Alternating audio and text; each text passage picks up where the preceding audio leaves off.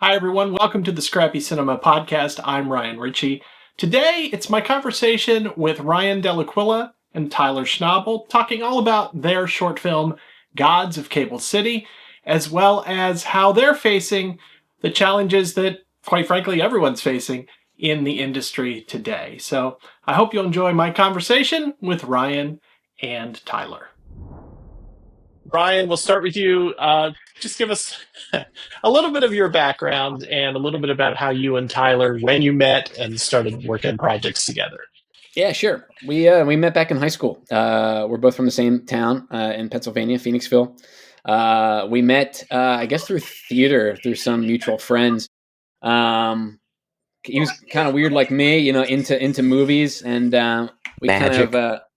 yeah, magic. Yep, we magic, and I think he had an iPod Nano when I first met him, and Yep. on the back it just said "size matters." I think he was like really into like tech stuff, and man, I was just like, man, this guy's cool. But then once I got to know him, I was just like, he's not that great. But we yeah, we hit it off the bat really, and we had a lot of similar interests. We literally just started writing together. We had an idea for a feature length, and we like just started writing a feature length screenplay with no knowledge of how to write screenplays or do anything. So I remember being in the library in high school and just being like, all right, how do you write a screenplay? And we were just like looking it up and just trying to figure it out.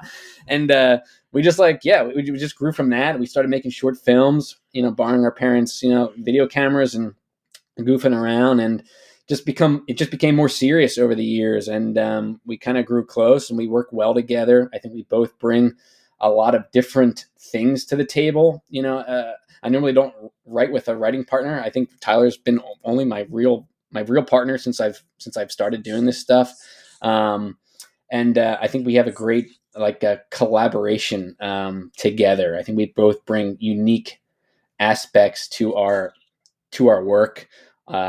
We are very different people, Tyler and I, but um, the difference between the two of us come together kind of cool when we're fleshing out ideas or trying to think of something story wise or yeah. So anyway, yeah, we grew from there. I spent some time in LA with him, moved back home, back in Pennsylvania, and Tyler's in California now. But we try to still keep the magic going.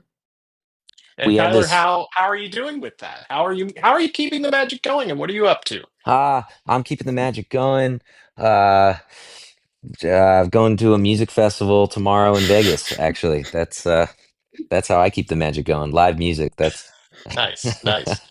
uh, no, well, right now I'm actually halfway through season 2 of The Pit. I'm a nurse on the show, and it's been real exciting, especially with the Emmy wins that the show has received.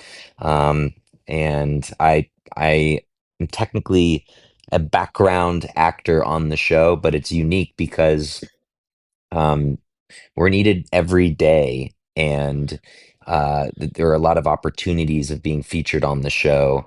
And they've thrown me in the trauma room a couple times, and that's been fun getting to work with all the heavy hitters, and really figuring it out as I go, because this is my first time, I guess working on a medical drama like this in front of the camera.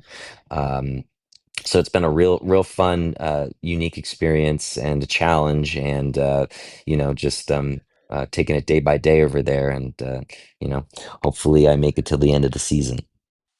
And you both have experience with the film festival circuit, choosing which festivals to enter, which festivals to attend, maybe which festivals not to enter.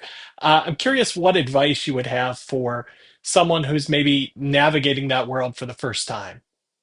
I think it's important that if you're new to this world, to really do your due diligence and research, and make sure you're submitting to festivals that have been established, and are worth going to, and also worth the cost of the submission.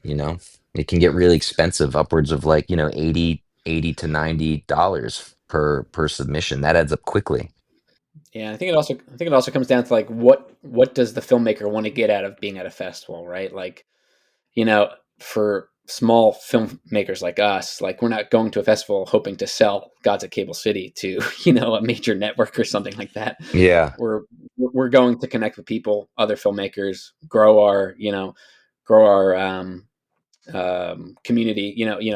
Grow a find a connection that is worthwhile, a collaborator or a potential partner for a future film. Um, Also people that are encouraging and supporting, supportive, and also how what is the reputation of the film festival, right? Like how many people will come see our film, because that's why we do what we do, right? We want to put ourselves out there, and if there's a film festival worthwhile, that to us worthwhile would be how many people were coming to this thing, how many people come in, how many butts can we put in seats to see our movie.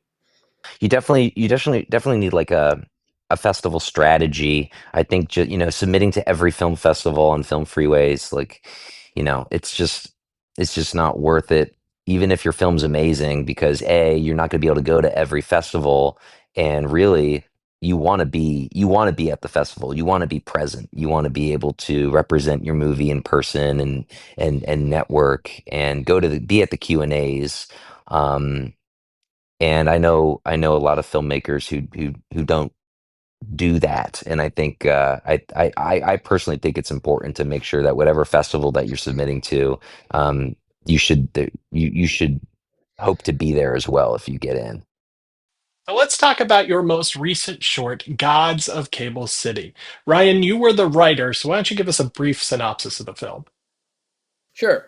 So, Gods of Cable City is about a man named Billy Bonneville, who's kind of this recluse hermit in town, kind of a drunk, kind of a bar hop, a bar fly, if you will. Um, he makes his way to several bars in one night. Kind of stumbles down, sort of like an Alice in Wonderland, um, scenario, and he meets certain people. It's kind of this small odyssey that he goes on to sort of find himself, find his purpose, in this no name small Pennsylvania town, who which also happens to be the town also happens to be where Cable City was invented, and the town also was claimed to fame for having more bars per capita than any other city in the country at one point in time. So those two things mesh together. Kind of sets the tone for Gods of Cable City. And Tyler, your character has very little to say. I think it's safe to say. Yeah. Uh, what kind of a challenge was that for you? It was a fun challenge. I mean, I remember like reading the script for the first time and just thinking like, oh man, this character doesn't say anything. That's very unusual, and I don't think I've ever played a part where everything I'm doing on screen is all physical, and kind of emotional, rather, and not having dialogue to express any of that.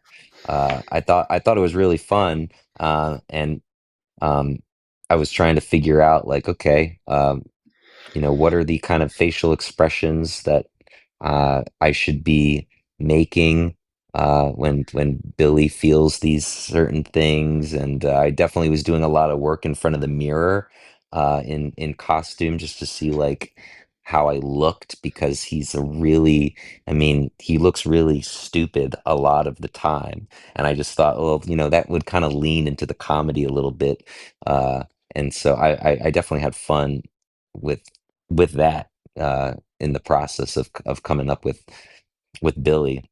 But at the end of the day, like, I remember someone's asked me like, is it easier or harder? And I would say it's at the end of the day, you're coming up with a character, whether you have dialogue or not. I think obviously, like, memorization is very challenging for me, and I was kind of looking forward not to having to worry about lines, and not to have to worry about that aspect of the job.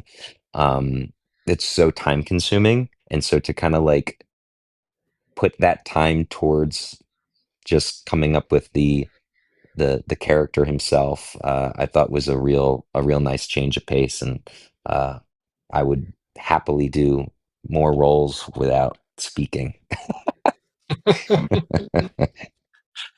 And I've got to know, what was it like working with the Mahanoy City Film Permitting Commission. with the were you there It's a during the trick. Q It's and a were trick you question. It's a were you trick there question. during the Q&A? You must have heard me That's for say Ryan. It was good. I'll leave it at that. It was good. I don't think I there's nothing wrong with saying that you shot gorilla. I No, I mean, know, I know, I know. Sean Baker, he talks about it all the time during his film The Florida Project in Disney World. The last Mhm. shot, he went in there and shot gorilla style. Um, and for us, I think we were kind of hoping for the best going there and being able to slip in and slip out. But um, This is low budget filmmaking. Like yeah. we and don't that's that. care. We don't care. And this is it's actually how Ryan and I grew up shooting. Like we shot Yeah, all over our hometown with yeah, and as kids you don't know that permits are a thing, and in a lot of towns they people don't care and they don't ask for them. yeah, So it was kind of our world, and we were really used to yeah, that. yeah, Ryan and I shot all over Phoenixville and Valley Forge Park without asking for permission, so I yeah. think we were kind of like ready for it. And obviously, if the film featured more characters, or if it was bigger than it was, we probably would have to go that route. Yeah. But because we had such an intimate crew and cast, just essentially Tyler in most of these shots, we were roaming around Mahanoy. Um, just wasn't worth it to us, really. I know that when I was shooting in Central PA many years ago, the police came by, the ambulances came by, but it was just because it was the most exciting thing Yeah, happening in exactly, town. There you go. exactly. Yeah, I thought we were done, but no, they just wanted to, hey, what do they were yeah. excited about it. Nobody So, cares. If we shot in L.A., it would probably be different. But right. Oh, Central Pennsylvania, they're yeah, Yeah. they're just hanging out. They're just watching. yeah. All right. It's time for everyone's favorite question. What's next?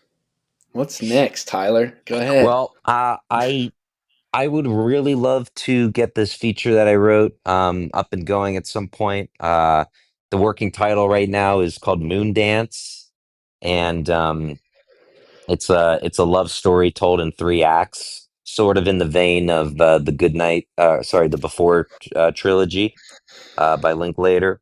It's very dialogue heavy, and you're watching a couple who is on a road trip to a film festival to have their world premiere of their first documentary film that they made together as a couple. Um, and you're sort of seeing the onion layers peel back on this couple as they embark on this festival, and really it's sort of a piece on love and what love is, and if this couple should be together or not. um so yeah, that's sort of what I'm kind of got my focus on right now, and we'll see if that when I'm able to bring that to life. Yeah, yeah. For me, I'm just working on a few things. Nothing jumping out at me yet. I'm still writing. I have a few ideas mainly, but just at this point, just kind of throwing stuff on the wall and seeing what sticks. Really. So yeah, definitely excited for what the future holds, and definitely going to keep writing, pursuing it. But yeah, nothing popping out for next project as of yet. Can we all agree that asking what's next, that's just a terrible question? It's funny you say that because in my script, Moondance, there's actually a whole part of the like conversation in the script has to do with this question that gets asked all the time at Q&As, which is what's next.